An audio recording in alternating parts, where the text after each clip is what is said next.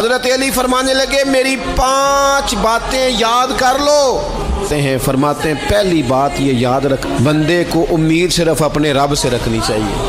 دوسری بات بیان کرتے ہیں، فرماتے ہیں اپنے گناہوں سے ڈرا کرو، اپنے گناہوں سے ڈرو۔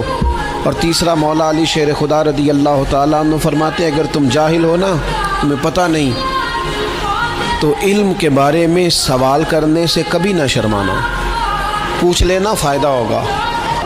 اور حضرت علی شیر خدا چوتھی بات ارشاد فرماتے ہیں یہ علماء کے لیے، فرمایا اگر عالم کو کسی مسئلے کا علم نہ ہو تو غلط بات نہ بتائے بلکہ کہہ دے واللہ اعلم، اللہ بہتر جانتا ہے۔ اور 5ویں بات حضرت علی شیر خدا ارشاد فرماتے ہیں یاد رکھنا، ایمان میں صبر کی وہی حیثیت ہے جو جسم میں سر کی حیثیت ہے۔